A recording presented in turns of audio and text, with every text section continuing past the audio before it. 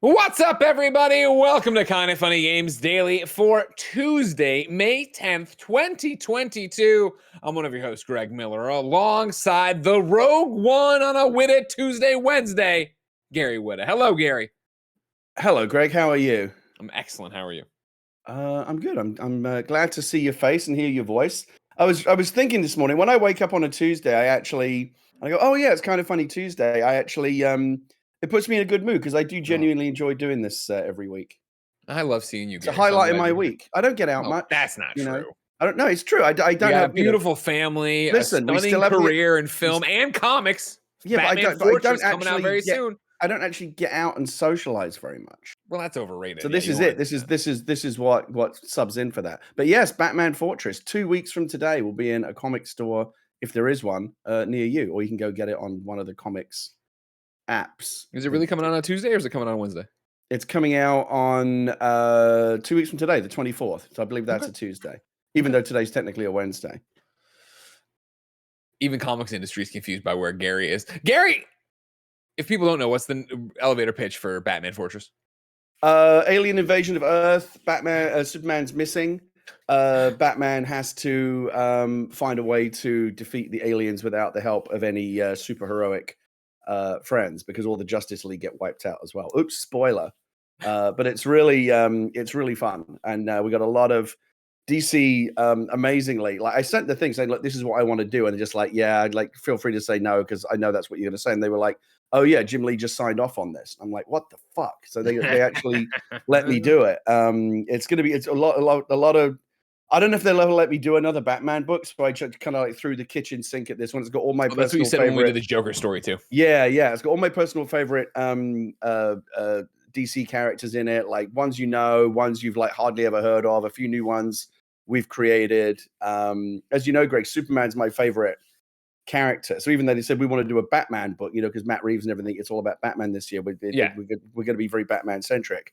I tried to find a way to frame it, even though it's a Batman story, it's still also kind of a Superman story because it's about like the absence of Superman. And it's essentially kind of an Ocean's 11.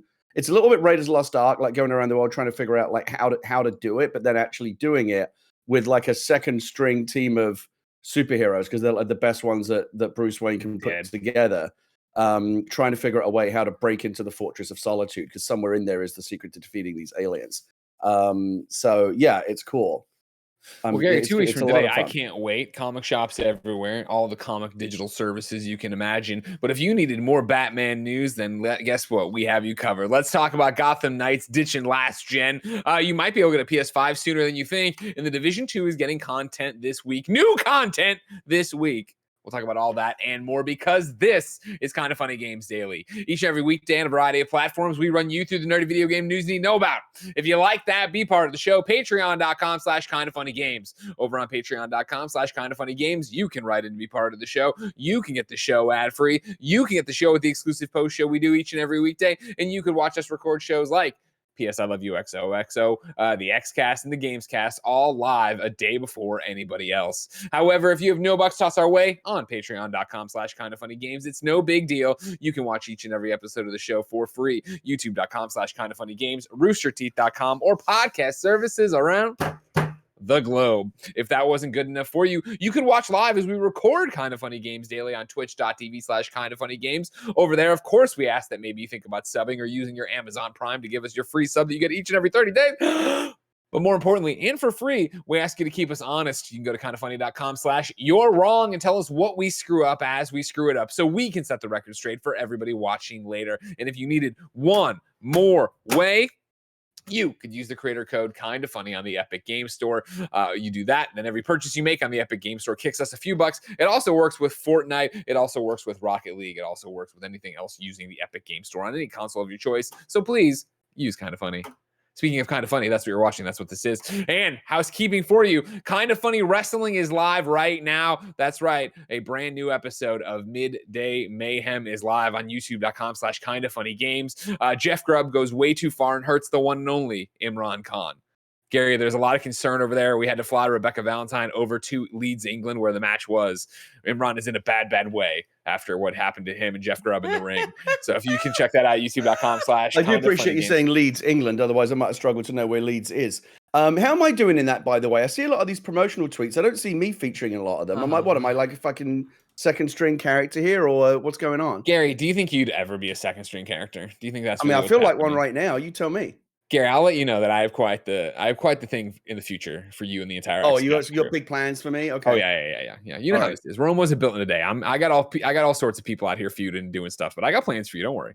All right. Okay. Gary Wood is always waiting. I look forward to seeing them come to fruition. You'll get it. Don't worry. You'll get it. Don't worry about it. youtube.com/kindoffunnygames. Remember, this is one of the, I think possibly, and Kevin, you can correct me if I'm wrong, I think it's possibly the only YouTube exclusive thing. Well, I guess the Twitch streams in general, but it's like our only exclusive YouTube show. So it really mean a lot if you went to youtube.com/kindoffunnygames and watched it and gave it a view and then said, hey, this is great, and shared it, as I saw Khalif Adams did today. And that meant a lot to me, even though Khalif is a terrible wrestler. And wait, which show is this? I'll give you a like. Which one is it? KFW, the wrestling show. Oh, okay. Yeah, thank you to our Patreon producers. I'll like it when my storyline comes on. How about that? Because then I mean, you've already been featured on it. You've already wrestled once, but yeah, I understand. Yeah, when we get to your storyline, sure, I got you. Okay, sounds good. Thank you to our Patreon producers, Anonymous and Fargo Brady. Today we're brought to you by MeUndies and Credit Karma, but we'll tell you about that later. For now, let's begin the show with what is and forever will be the Roper Report.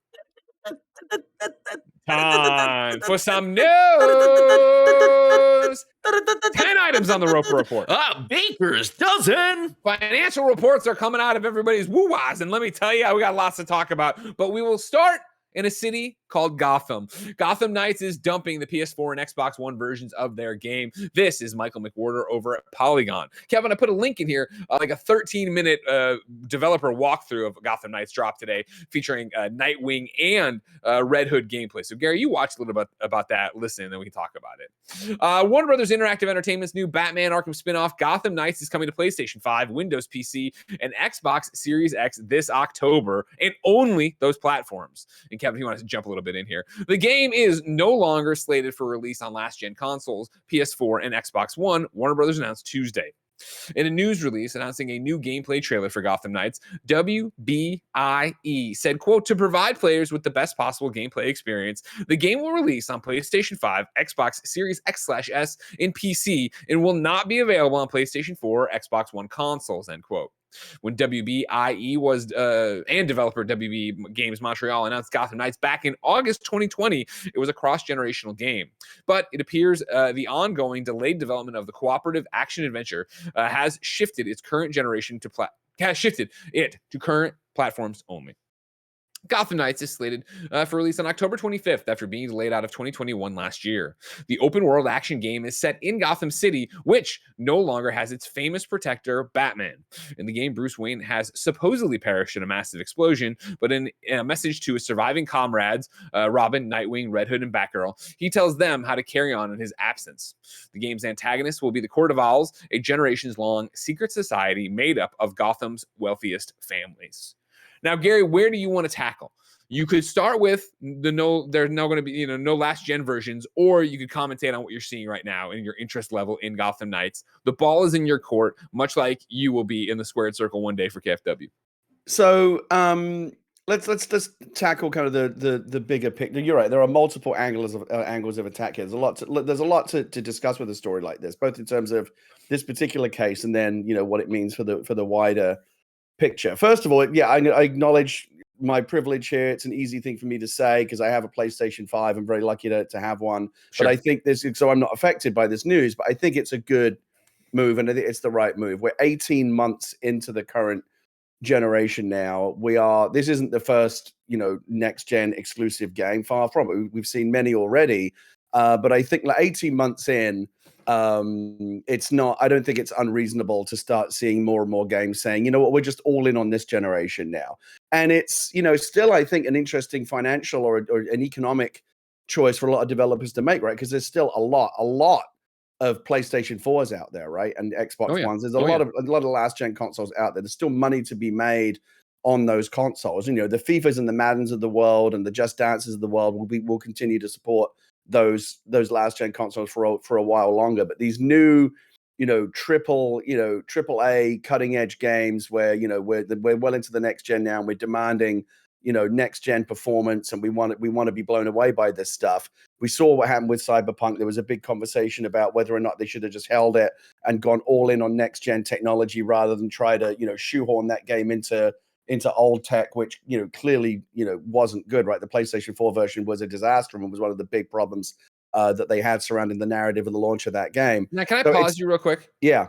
Because Grezick wrote in with a long rambling question, not rambling, but then it gets to, does this announcement make you more confident in the game's potential quality or more concerned? And what you just said, I was something interesting, right? Of by no means, and Kevin, I'm going to talk about these screens in a second if you want to pause or if you want to go somewhere, if you just want to remark it back here. By no means, this is the first next-gen only game. Obviously, we've had a bunch of those. But you said a second ago, when you're talking about a PlayStation 5 game, you're expecting the visual pop, the fidelity, everything else out of it, right? A true next-gen experience when it's next-gen only. Mm-hmm. I watched the Gotham Knights trailer today, the walkthrough. I looked at this. I said, yeah, I'm going to play this. This looks enjoyable. I'm a DC nut anyway, so I want to be a part of it. And, I got to go support Batgirl. But just looking at this game, these screens in particular right here for how the UI looks, but then also of it in action, it doesn't scream next gen only to me. And so what I find interesting about them canceling these other versions, I don't think it is this thing of this could only be done on the PlayStation 5 and Xbox Series X. I think it's more that we could not make this run well on PlayStation 4. And yeah, PlayStation I think that's what it is. And again, Cyberpunk's the example, right? The game didn't even function on PlayStation 4. It was a mistake to even try to shoehorn that in. To your point, again, it's an interesting wider point. I think a lot of these current gen gagging, we're 18 months into this new gen, right? Yeah. And we're expecting performance that's going to blow us away. But generally across, let me ask you, Greg, how many games, and we can talk about ones that are exclusive to this generation where there's no we had to, deal with the older version as well, have really, really blown you away? Because I can only think of a couple, and they're basically all from Insomniac. Ratchet and Clank Rift Apart and Miles Morales are the only two games that I've seen of this current generation that are exclusive to this current generation. Actually, Miles Morales is on PlayStation 4 as well. Yeah. But Ratchet and Clank Rift Apart is exclusive to PS5. That I've gone now this is pod racing, right? Sure. This is the next gen. I'm seeing it here. And then they Enter the Matrix. Sorry, not Enter the Matrix. Whatever it was called, the Matrix demo that they put out, the Unreal Engine 5 demo that they put out, I thought was staggering as well. And I think as we get, here's the thing. I think generally, if you go back and look at any generation and look at the games that came out the first year of that generation, look at the games that came out the last year of the generation, they're night and day different because it takes years for developers to really learn how to squeeze everything possible out of the potential of that hardware. Like The Last of Us Part 2 could not have come out in the first year of the PlayStation 4. It took them years to get to the point where they knew how to squeeze every last piece of performance and they could do a game that performed at that level. And as I told you before, my PlayStation 4 sounded like a goddamn leaf blower when it was playing that game. The fans were blowing so hard. So it may be that at the end, when 5 or 6 years from now, when we're coming to the end of this current generation, are we seeing games that are truly blowing us away? So it's going to take a while. I think it's going to be interesting. Is I think my crystal ball, look into the 8 ball, shake it all up and think about it, is I think what this game will get when it comes out is going to get oh, it's next gen. And this is mainly from critics. I don't think, gamers will get it and play it and either like it or hate it for a million reasons. But I think you'll see a lot of things oh, it's next gen only, but it doesn't feel like it's pushing that. It doesn't look like it's pushing that. As I look through the gameplay, I think it looks fun. I think it's interesting how they've come up with all these different, I urge you to go watch the developer walkthrough. It's this open world, run around and fight things. So traversals, they've come up with a bunch of interesting ways of Dick has a glider that looks ripped right out of Fortnite that he can use to get around. For Red Hood, they're talking about when he was brought back to life. Now he's got this thing where he uses his own soul to make these platforms he can run around the sky and get to and stuff. There's a bunch of interesting fixes in there to then get into, you getting in there, clobbering guys, getting XP, and then going in and leveling up. It's just an interesting picture overall. I think developers right now, I'm still thinking about the broader perspective here, that developers, it's a really tricky time for developers, right? Where they want, from a creative and from a technical standpoint, they would love to be free to go all in on the current gen technology and not have to worry about shoehorning the game into legacy hardware and potentially taking resources away from the current gen version, or having to make compromises that would allow both versions, to function. But at the same time, there's, like I said, there's still a lot of PlayStation 4s out there, right? A lot. And there's a lot of money to be made, selling games on that platform. But we're right at that tipping point now where they're like, do we jump? Do we just say goodbye to the old hardware? And you're going to see more and more of that. The additional problem, of course, this cycle is it's not just about, well, who can afford, not everyone can afford to upgrade to a PlayStation 5. Even if you've got the money, you can't get a PlayStation 5. Well, hold that thought, because number 2 in the row. I know that's coming up as well. Yeah, so it's going to be a while before you get your hands on a PlayStation 5. He's CEO Junior. He's the boss baby. He's the Batman expert. Barrett Courtney, the Dark Knight, has come to save us. Hello, Barrett. Hello. Yeah, just kind of bouncing off the question of the viewer question of, does this, them abandoning last gen concern you? Does it make you more hopeful? Yeah.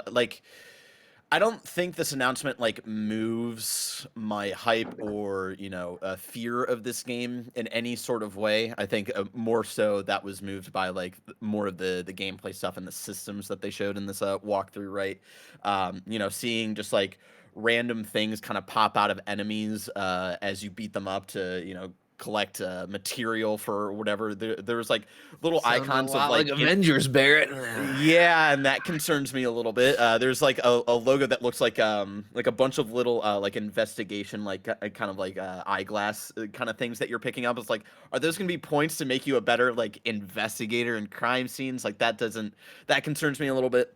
The moment to moment gameplay, they showed off a lot of combat with Nightwing and Red Hood, because obviously when they first showed off gameplay, I think a couple of years ago at this point, they showed off Batgirl and Robin specifically. So it was smart for them to actually show the other two characters that you're going to play as.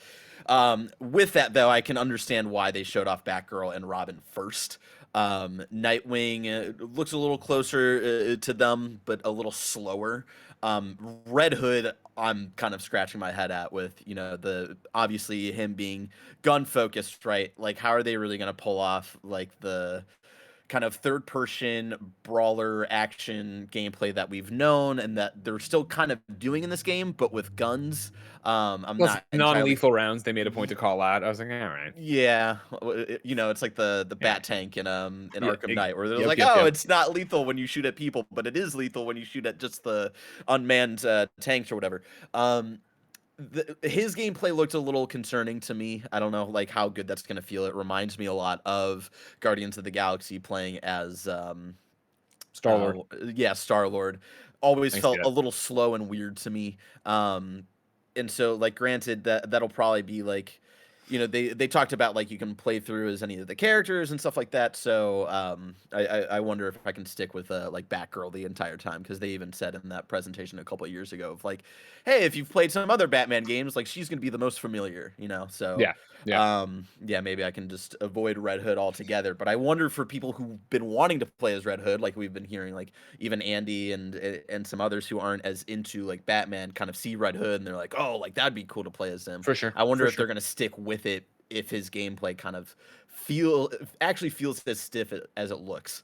The other, I talked about materials and stuff like that, it getting really into the RPG side of things, being a little concerned about that. The customization itself looks cool. I like that they're playing with different costume styles and stuff like that. But then, my eyes started to glaze over when I believe is his name Jeff Eleanor, Greg? You can correct me if I'm I think so, yeah, from the guy who's talking.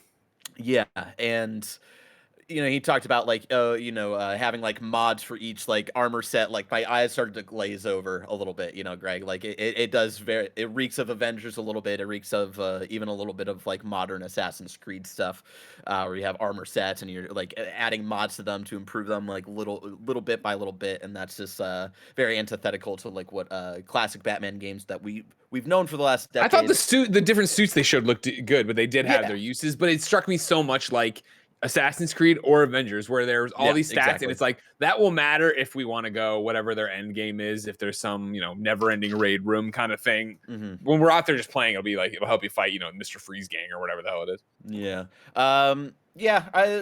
I'm interested to see what this game ends up being in October, if they actually hit that date. The last thing I'll say, y'all were talking about, it was probably tough for them to make the game run on last gen, which is probably a big reason why they abandoned it. I also wonder if they were also thinking about how like how many resources were going into that, while maybe also struggling to have this game work on current gen. And I wonder if like these you last get your team focused, right? Try to Yeah. make one version, one SKU of the game work incredibly exactly. These last 5 months, I wonder if they just need the entire team, especially just working on kinks and performance issues and all that stuff. So either way, I'm looking forward to it. It'll be their first game in 9 years, Greg.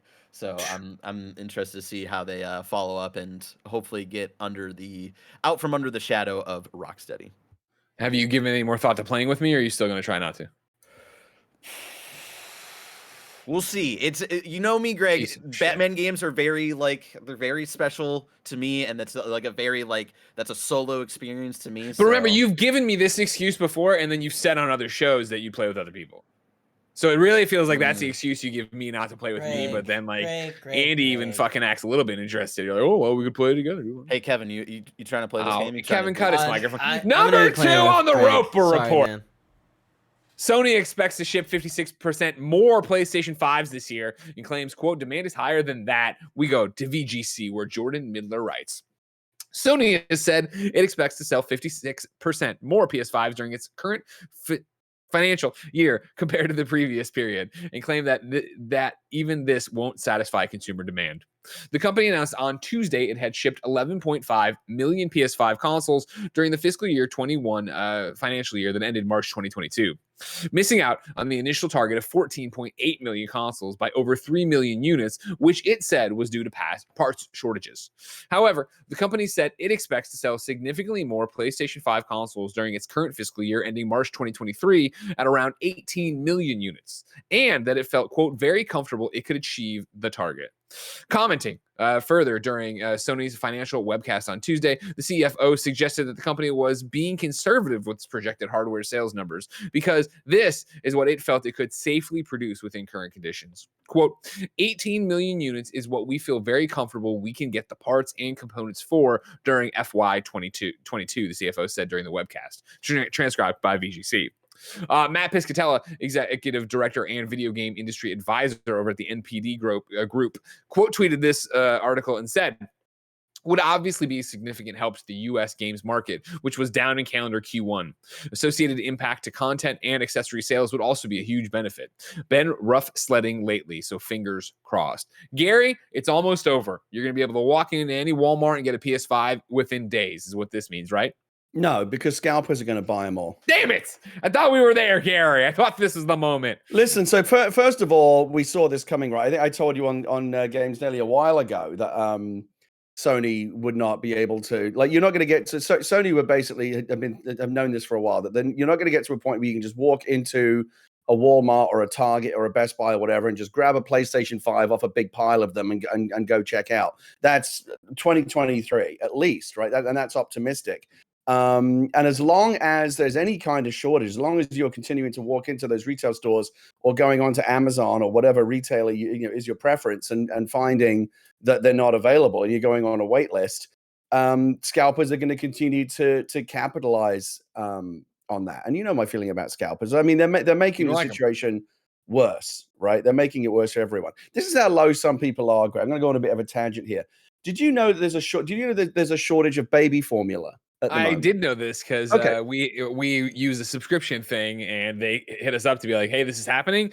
We are canceling. We're not allowing new customers in. We will continue to support you guys and don't worry about it. But at that point, we were still waiting. So I had to drive like across the city to go get a can of formula to make sure we were okay. Next time, for anyone who's listening, next time you're in a store, go look at like the baby formula section and you'll probably see like empty shelves and a sign saying, sorry, there's a shortage. And I think we can mostly agree. I'm sure most of us would agree that baby formula, the thing that keeps babies alive, in many cases, is a more important commodity than the PlayStation 5, right? Which is a toy, which is a leisure item. It's a luxury item. I see Greg going. I thought about it for a second, but no, you're right. You're right. Both sides. There's good people on both sides of that argument. There are baby formula scalpers. There are people that buy, so you can buy baby formula in bulk, right? You can buy like a big, massive box of it that you're not supposed to like break up and sell individually. Most people can't afford, especially poor people, right? They can't afford to buy it in bulk.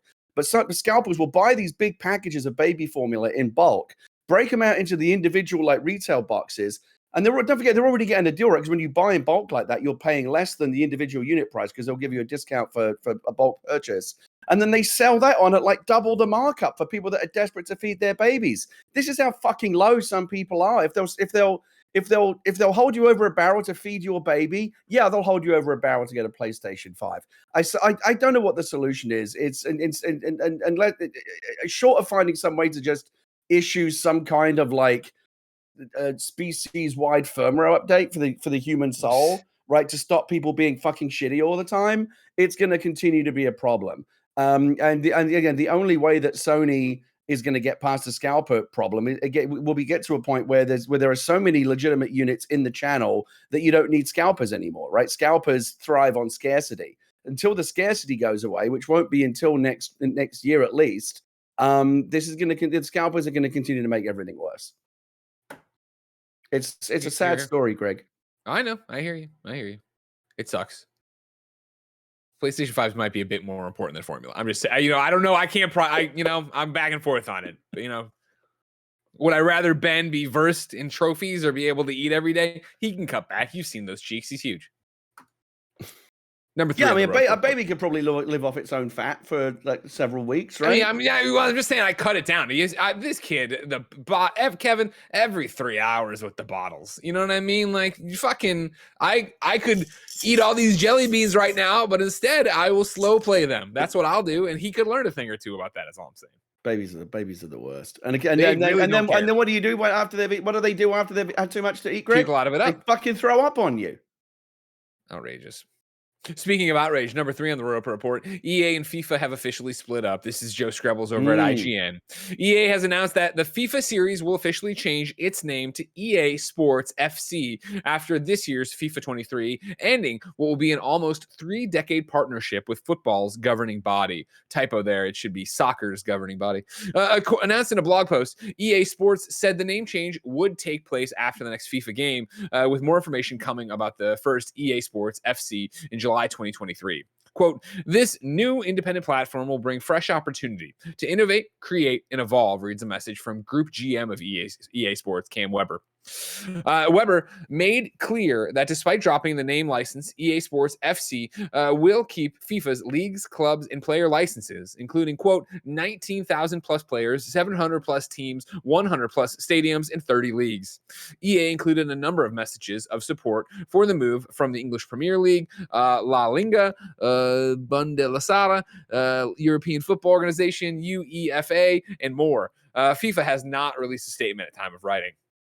Weber also promised to, quote, expand to new authentic experiences that bring joy, inclusivity, and immersion to a global community of fans. More details will be announced on that in the coming months, end quote. The next and final FIFA will include, quote, more features, game modes, World Cup content, clubs, leagues, competitions, and players than any FIFA title before, said Weber about the EA. And then Weber says EA Sports FC will receive more information in July 2023.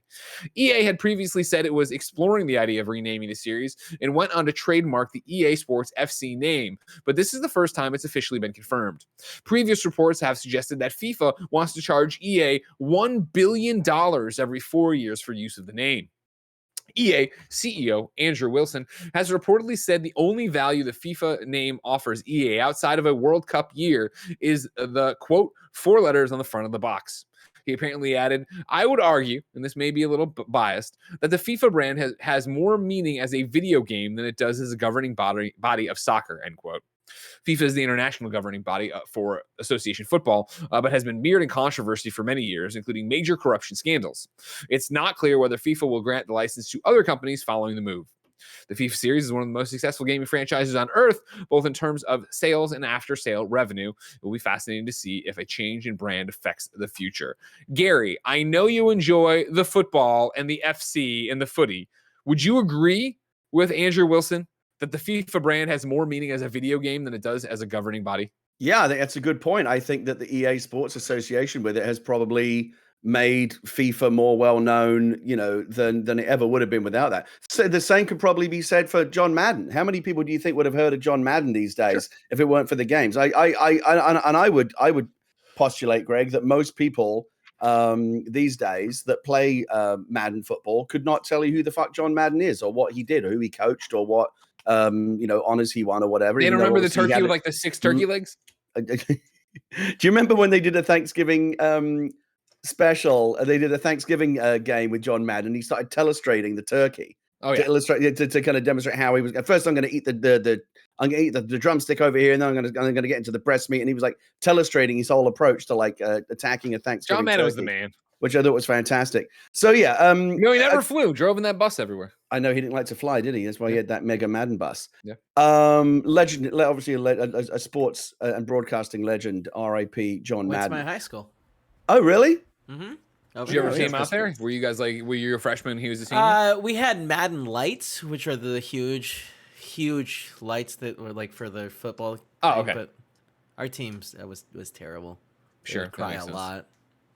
So I actually learned of. We knew it was coming, right? But I actually learned of this news through the social feed this morning of my own club, the mighty Tottenham Hotspur, Pride of London, put out a tweet this morning saying we are officially part of EA Sports FC, and more will be revealed in 2023. I imagine a lot of clubs probably made their own announcements today. It makes me wonder if now, like EA, I think probably will be saving a lot of money by not having to deal with FIFA, which, by the way, Greg, if you're not aware, is a deeply corrupt, practically criminal organization. FIFA is one of the most corrupt, embezzly, criminal, just bad fucking organizations on earth. They are holding the World Cup this year in one of the hottest countries on earth in the middle of Christmas, because it's the only way you can even do it in a country that hot, only because all kinds of dodgy money was handed around under the table, and it's all happening in broad daylight, and it's deeply, deeply corrupt. And FIFA is awful, and I'm actually kind of glad to see this particular revenue stream cut off from them, and FIFA not being, to Andrew Wilson's point, quite so in the public conversation, because new FIFA's coming. When you say the word FIFA, when most people say the word FIFA, they're probably talking about the game as opposed to the organization. So I'm glad that that FIFA will be denied a little bit of the money and the publicity that came from EA's license. I do wonder if from it's the big question. Oh, but are you still going to have all the clubs, right? You're still going to have all the teams and the question there, will they still have like Champions League, World Cup, like all the big tournaments that actually are still owned and run by those federations. But yeah, you've got to have the real clubs. You got to this is what always put me off like Pro Evo Soccer. Nobody wants to play as like Lionel Messi or fucking Cristiano Ronaldo or Larry Kane. You want to play as the real characters, Manchester football team or whatever bullshit they come up with, because they don't have the real licenses. You want to have the real names, the real players, all the real stuff. And I'm very glad that EA will continue to have that. I just wonder if it's like more of a nightmare behind the scenes now, because I think the beauty of the FIFA license was it covered, like, you get the FIFA license and it covers everything that comes under it, right? Every player, every club. And now it may be more of a complicated procedure for them to go out and, like, what if Barcelona or Real Madrid decides they don't want to make a deal with EA? Well, we're going to do our own game. We're going to license our players to they'll learn another how hard game that shit is, and then it won't work out. Well, I think it makes sense for everyone to get on side, and it looks like that isn't going to happen. It's a bit more of a risk when you don't have, because these clubs are greedy, Greg. Oh my God, you have no idea the greed. It could end up being in a couple of years from now, you could see like a breakaway, not unlike what we saw a year or two ago with this so-called Super League, where like some of the bigger clubs will say, well, we're just going to license, Barcelona, Real Madrid, Bayern Munich, Manchester City, will say, we're going to go over here and license and do our own game. Like, that is perhaps more of a risk now that they don't have this FIFA blanket license covering everything. But for the most part, I think it's good. The FIFA brand needed a refresh. There's really nothing to be gained by being associated with FIFA. FIFA does not have a positive brand identity. Everyone knows it's run by fucking crooks. And so to get away from that with this new branding, I think probably, certainly for EA, it's probably a good thing. Yeah, this will really turn around EA's image. You know what could really turn around our image? Your support on patreon.com/kindafunnygames. If you went there, you could write in to be part of the show. You could get the show with the exclusive post show. You can watch us record all the other games podcasts live as we make them, get them way early before anybody else. But most importantly for right now, you could get the show ad-free. But guess what, Jack? You're not watching on patreon.com/kindafunnygames. So here's a word from our sponsor. Shout out to Credit Karma for sponsoring this episode. Have you ever been rejected for a credit card? It happens way too often. That's why Credit Karma created Karma Confidence technology, helping members apply with more confidence. Are you earning credit card rewards? Credit Karma can help you compare your rewards options so you can find a card that fits your lifestyle, helping you earn miles or cash back for spending money that you're gonna spend anyways. Of course, I'm a huge fan of that. I love Credit Karma. One of my favorite features is how Credit Karma uses your credit data to show you your chances of approval before you even apply, which helps you apply with more confidence, and then it doesn't affect your credit score. Credit Karma uses your credit profile to show you offers that are tailored to your financial situation.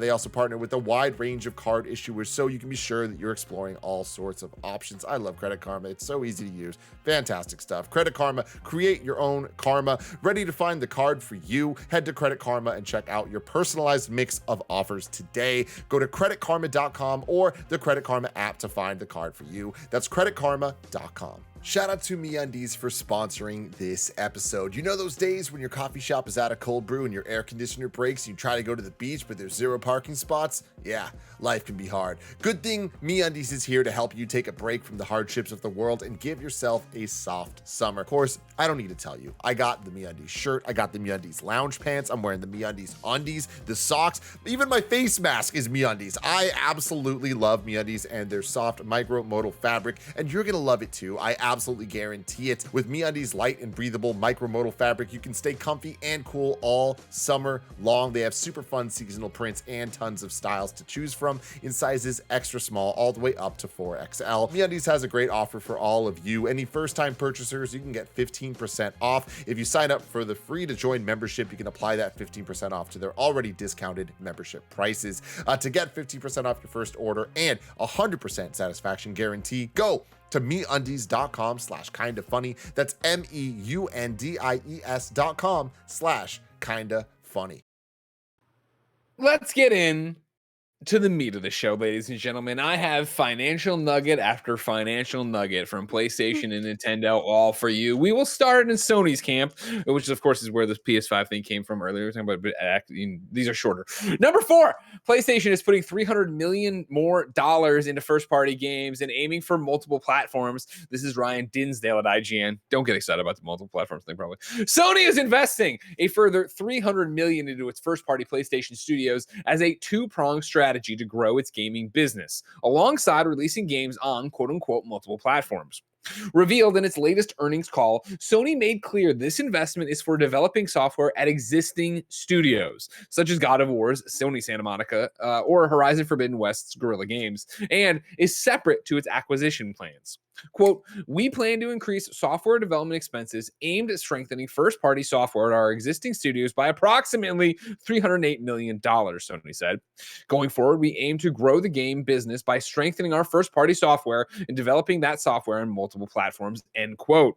Back to Ryan at IGN. Sony didn't go into what platforms it means, but it likely refers to the joint PlayStation 4 and 5 release of games such as Spider-Man Miles Morales and the incoming God of War Ragnarok, in addition to its recent venture into releasing PlayStation console exclusives on PC.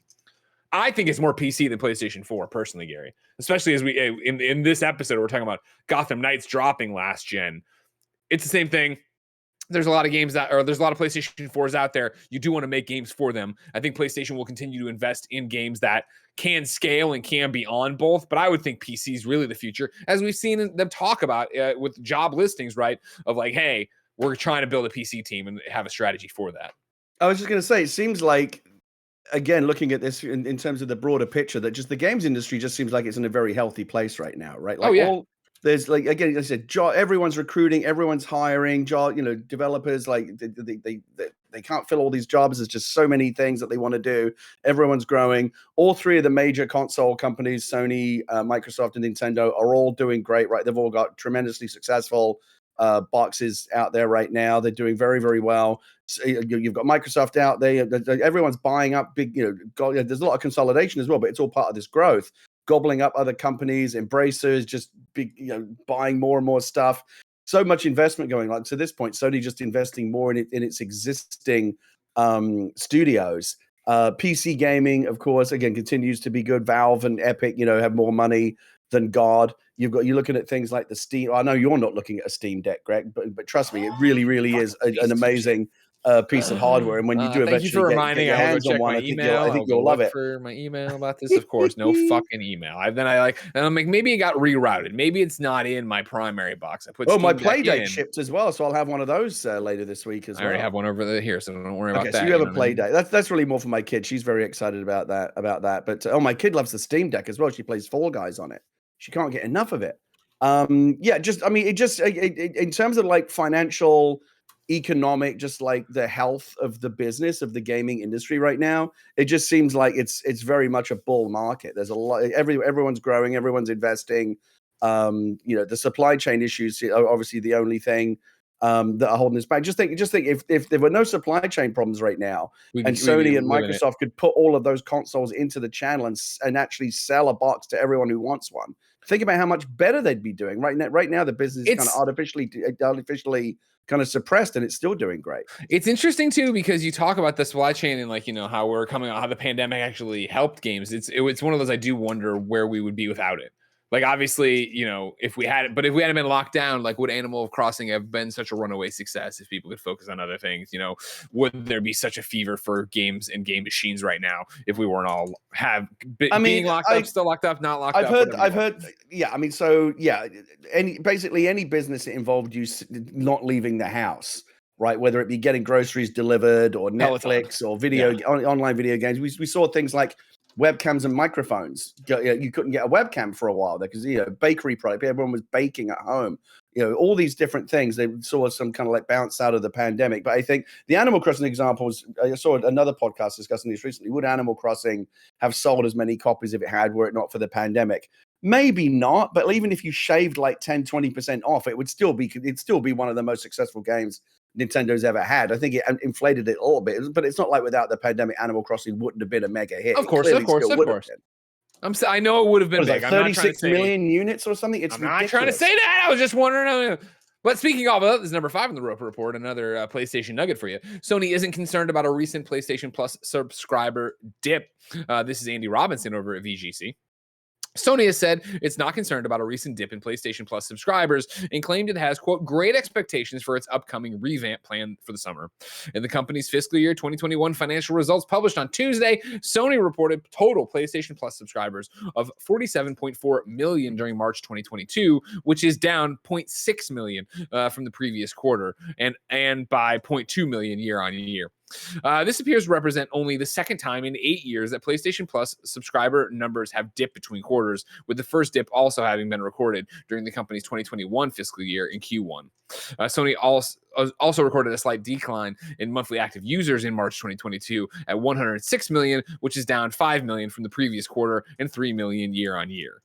And again, I cut out, Andy's got a whole article on VGC about it. I cut around to get you that stuff, but there's comments about obviously the pandemic and the fact that, well, clearly, there's going to be increases while people are at home. And that's, I think, again, you're seeing, they're talking about monthly active users being down right in March 2022 compared to March 2021. You can point to that as well. And then they go on to talk about, the upcoming PlayStation Plus revamp probably bring people in. Speaking of that revamp, I don't know if you and I have really spoken about this, but I'm curious to hear what you think. The whole revamp, right? The new reinvention, the new tiers, all the new things that they're adding. Yeah. Do you think it's good? Do you like it? Do you think it'll be successful?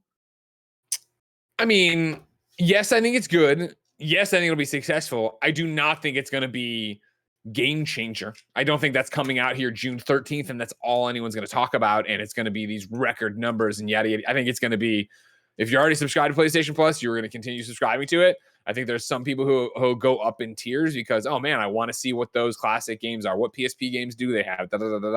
I think there's interest there, but there's incentive, but it's not like a super compelling incentive. I'll be very interested once it's actually out and people, we'll see the YouTube videos, we'll see the articles. People are like, we dived into every tier and here's what you get. And like, let's actually see what's really there. Yeah. What tier will you personally be going in at? I'll be the top. I mean, like, I'll say it essential. Yeah. Or no, yeah. Premium. Ultimate? Essential? Premium? No, premium. Premium ultimate? Platinum ultimate premium? It goes, hold on. Essential, premium. No, I missed one.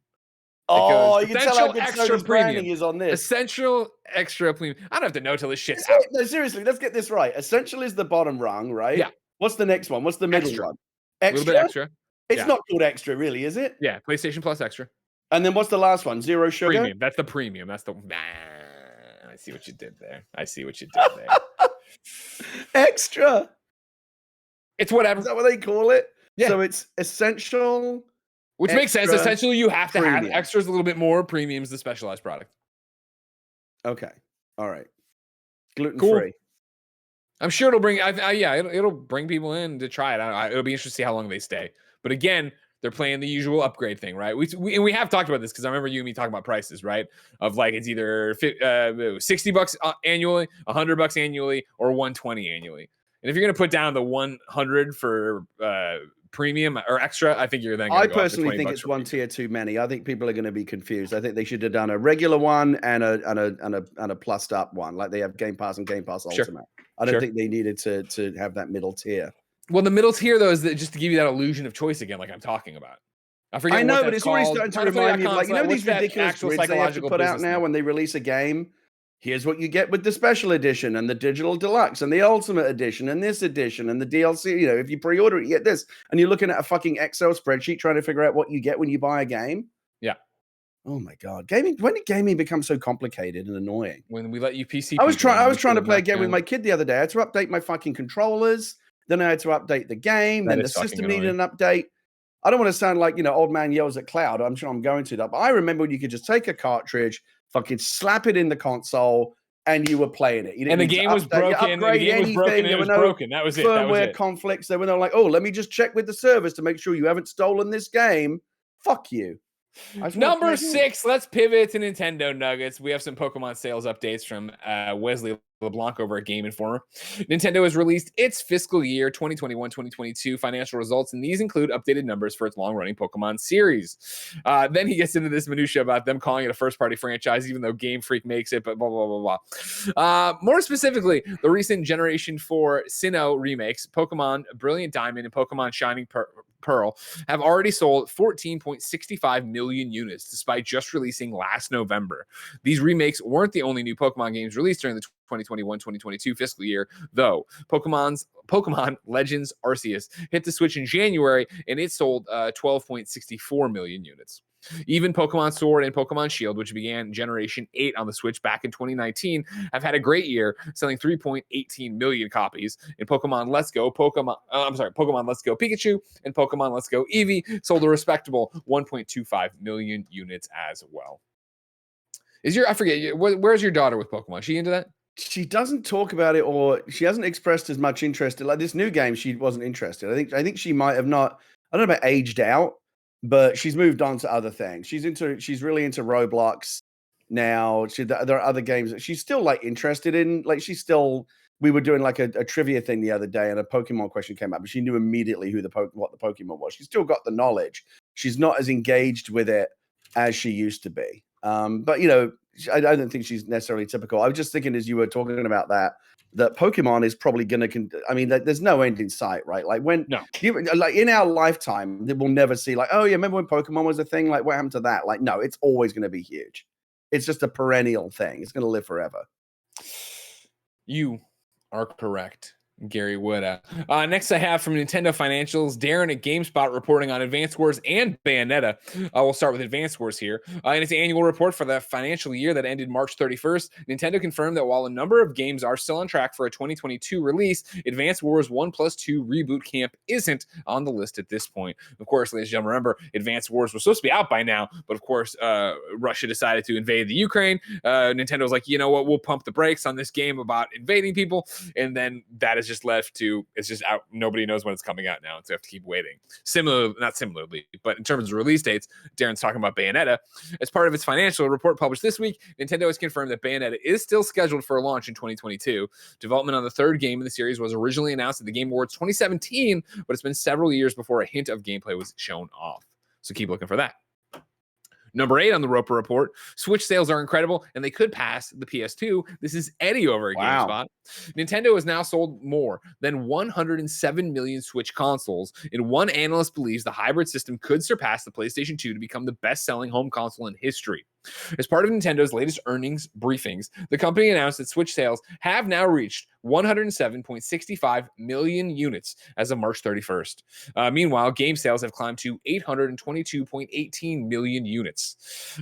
Piers Harding Rolls of Ampere Analysts says there is a chance that the Switch could surpass the PS2 to become the highest selling home console in history. The PS2 is estimated to have sold 158 million units, or That about is 51 nuts. million units behind. Gary, do you think Switch has the juice? Yeah, I think I think it will. I think the Switch will become the best-selling console of all time, and why not? It's fantastic. And what a story, right? I mean, like what was the console before this one? The Nintendo had Wii U, probably the biggest flop they've ever had, and they turned it around, and then they came out of the gate. I remember when they announced, oh, the next one's going to be like kind of an extension of the Wii U philosophy, like it's like a handheld, but you can also play on the TV. But like, why would you go more down that road? You just had a big flop with the Wii U, and they're like, no, but like this is actually what the Wii U should have been to begin with, and they got it right, and they came up with something totally innovative, and it's a brilliant machine.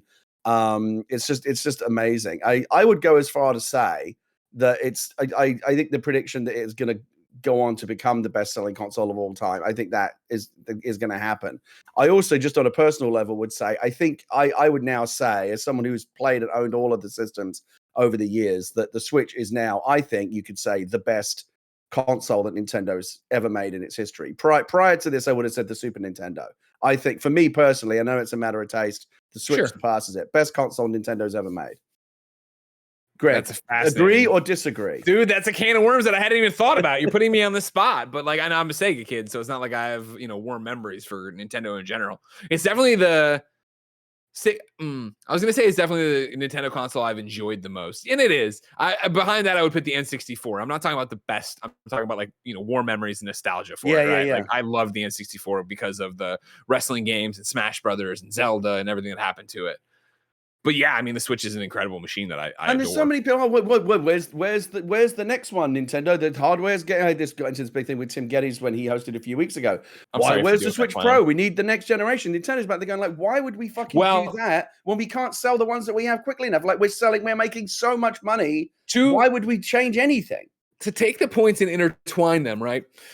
I think the Switch Pro, or whatever the next Switch you want to call it is, will be the reason that the Switch will surpass the PS2.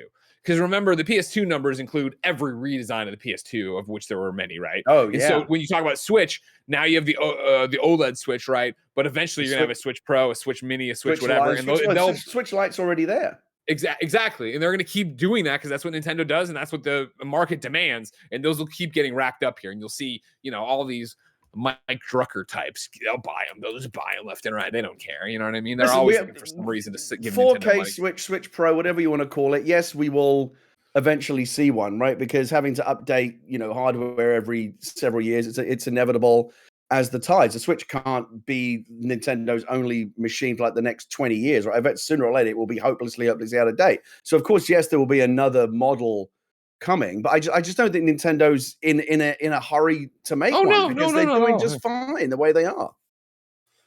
I concur, Gary. Two more Roper reports before we get you out of here on your Tuesday. Number 9, the Division 2 Season 9 Hidden Alliance is coming this week after a lengthy hiatus. This is Richard Walker over PlayStation Trophies. Ubisoft has revealed that the Division 2 will be receiving a new season this week after a lengthy delay that has seen the gap filled by reruns of previous Year 2 seasons. Season 9 Hidden Alliance launches on Thursday with a new enemy faction, new co-op mode, and more. Hidden Alliance will revolve around new bad guy Captain Lewis, the leader of a faction comprising 4 mini-bosses known collectively as his true sons. The season roadmap lists Lewis as a new target to take down, while 8-player co-op mode Countdown is also in the offering.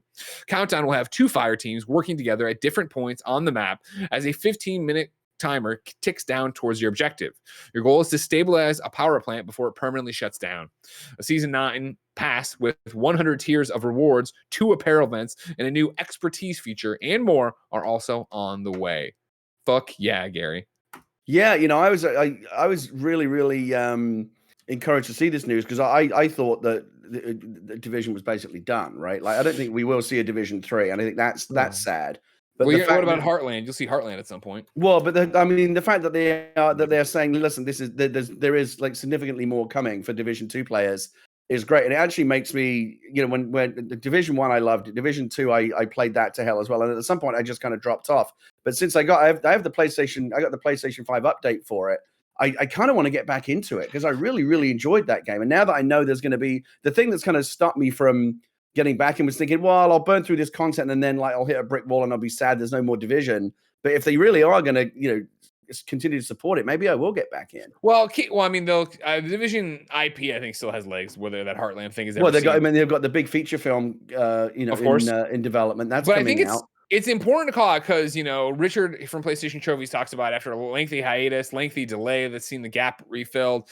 OMGLX in the chat's like the Division 2 is on life support. And some people are going, BPP. Remember, the Division 2 was done.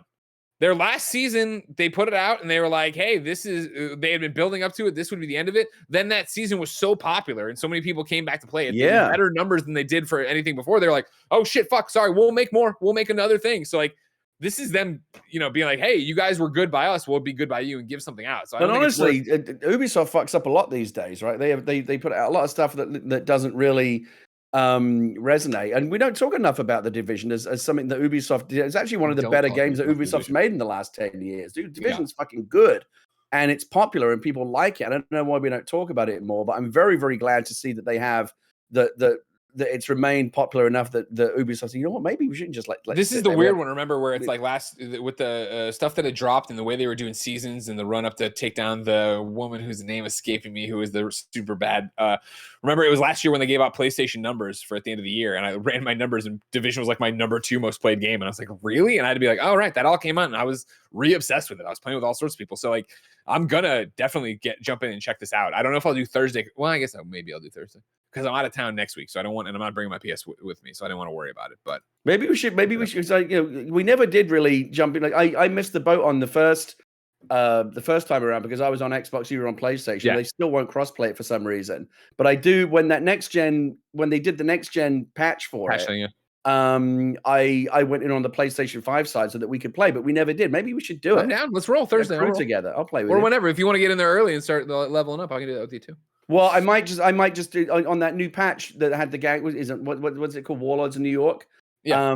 You can just. Oh right, they kick you. They boost you. I don't have a character I can bring over anyway because it's on the Xbox side. It'll just max level you. So yeah. Good call. Into the end game. Yeah.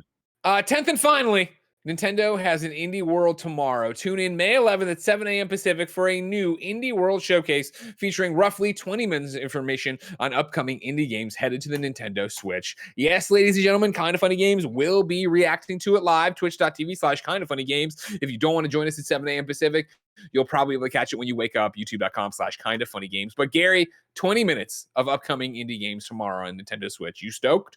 Yeah, I know it's people go, oh, it's not like a real direct, and people want news on the big, first party Nintendo titles. But again, another thing easily forgotten about the Switch is it has a really thriving indie scene now. There's a ton of really great indie games on the Switch. And in fact, because the Switch is so super successful, most game this is why Hades came out on the Switch before it came out on other platforms, is that most developers will tell you now, if you've got an indie game and you want to have success with it, put it on this fucking Switch because that's where the audience is. So that's kind of become like a self-fulfilling success story. It's not like the Wii U where it was all like, Guy Fieri's fucking donkey sauce cooking challenge or whatever and shit that you would see in the 99-cent bin at the, at the supermarket checkout on your way out, all the shovelware that never sold. There's a ton of like AAA quality, really like all the best indies. Like name like a really good indie game that's out there right now. It has been in the last several years. I guarantee you it's on the Switch. So it's a very, very viable indie system. And people, again, going back to the previous comments, and people complaining about, oh, well, Switch games, the Switch isn't super powerful or whatever. It doesn't matter for indie games because indie games tend to be less, taxing on the hardware. Anyway, so Switch super viable for indies, and for that reason, I always do keep an eye on these indie directs that they do because there's a bunch of. You'll probably see like some good indie. Here's my prediction for tomorrow. You'll see at least one, perhaps two, really cool new indie titles from like indie developers that you know and love, being announced as like debuting on the Switch coming up. That's my guess. Well, what my favorite thing about it is, of course, you open Pandora's box of naming a great indie. It's probably on the Switch. People shouting out stuff that is not on Switch yet, but tomorrow could be the day. Could tomorrow be the day that Tuna gets announced for Switch? Could tomorrow be the day that Rogue Legacy 2 gets announced for Switch? We'll have to wait and see. We'll find out. 7 a.m. Twitch.tv/kindoffunnygames. Was I saying Twitch? Switch, you know what I meant. Twitch.tv/kindoffunnygames. For now, though, what I'd like to find out is when new games are coming to the mom and grop shop, Gary. But if I wanted to know that, where would I go? The official list of upcoming software on each and every platform, as listed by the Kind of Funny Games Daily Show hosts each and every weekday. Yeah. Out today, Danganronpa 2 Goodbye Despair Anniversary Edition is out on Xbox One and Windows 10. It's also on Game Pass and Game Pass PC. Songs of Conquest is out on PC Early Access. Salt and Sacrifice is on PlayStation 5 and PC. Unpacking is on PlayStation 5 and PS4. Wolfstride is on Switch. We Were Here Forever is on PC. Prinny Presents NIS Classics Volume 2 is on PC and Switch. This War of Mine Final Cut. This War of Mine Final Cut is on PS5, Xbox Series X. That's awesome. I'm not in England, but if I was, I could just say whatever I wanted. That was the most freeing thing about being in England, Gary. And you must miss it more than me, right? It was a real culture shock because when I lived in England, that word it's still considered a very rude word. You can't just say it on television or whatever. Really? It gets thrown around in England. It gets thrown around in England quite a lot, and it doesn't have the misogynistic connotation that does here. Like it's not directed towards women in the UK the way it is in the US. And so when I first moved out here back in 96. I would bandy that word around like it wasn't a big deal. And I literally, my boss at the time had to take me into his office and say, you may not be aware, but that word it's very, very different here, has a different potency, different connotation. You might want to, use that word less. And obviously since then I learned that lesson very quickly. Yeah. I wish we could say it. I love saying it in England. It was great. Erudian Chronicle Rising is on PlayStation 4, PlayStation 5, Xbox Series X and S, Xbox One, Nintendo Switch, PC via Steam, Epic, and GOG. CD Projekt Red today announced that both the first and second season of the Journey progression mode have returned to Gwent, the Witcher card game, featuring brand new rewards on a permanent basis. This reintroduction coincides with patch 10.5, also now available.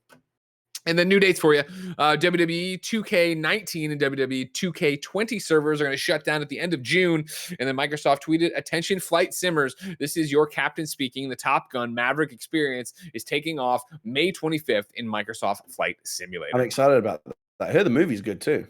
I'll tell you what, I don't have any affinity for Top Gun. That's not I've seen it. It's fine. I enjoy the movie or whatever, but I'm not one of the kids obsessed with it. That trailer looks great for the new one. See, Hideo Kojima was raving about it today. If Kojima loves it, it's going to be good. Gary, we asked people watching live to write into twitch.tv/kindoffunnygames and tell us what we screw up as we screw it up so we can set the record straight for everybody watching later on youtube.com/kindoffunnygames, roosterteeth.com, and listening on podcast services around the globe. Today, Witta is Wrong writes in and says, Gary Witta said that the Tottenham Hotspur were the pride of London. This is in fact false. Tottenham Hotspur are shit, complete shit. Interesting perspective. You know what I mean? And to think, I always say we should retire this segment because I never get anything wrong. And here was it, the rare one. You hate to see it. You hate to see Gary fall. Dude. Perfect record over. We'll see tomorrow how Blessing and Janet fare on Wednesday's episode of Kind of Funny Games Daily. Thursday it'll be me and Tim, and then Friday it is Tam and Tim. Tam Friday as they hang out to close out your week. For now, ladies and gentlemen, if you're watching live on twitch.tv/kindoffunnygames, you should hang out. Snowbike Mike and Blessing Adeoye Jr. are going to do Dark Souls. They're doing a Dark Souls playthrough here on twitch.tv/kindoffunnygames that you can get later, youtube.com/kindoffunnyplays. Of course, this has been Kind of Funny Games Daily. Each and every weekday, we run you through the nerdy video game news you know about. If you like that, be part of the show on patreon.com/kindoffunnygames, where you can go to get me and Gary's post show that we're about to do. Do I have a question from Lee Rowan for Gary? I do. Is it a question I feel like he's answered a lot before? It is, but we're going to ask it all the same, and then we can get on to whatever else we want to get onto. How's that sound, Gary? Did somebody actually create an account called Witta is Wrong? Oh, You're Wrong is just a Google Doc. You can put whatever you want in there. Oh, okay. All right. So, too cowardly to put his fucking name on it, I suppose. Oh, sure. Yeah. He's ashamed of whatever he does. I love that you're hunting him. We'll find you, kid. It's not worth it. It's not worth my time. Never mind, kid. You're off scot-free. No punishment for you, kid. Ladies and gentlemen, we got a post show to do. Until next time, it has been our pleasure to serve you.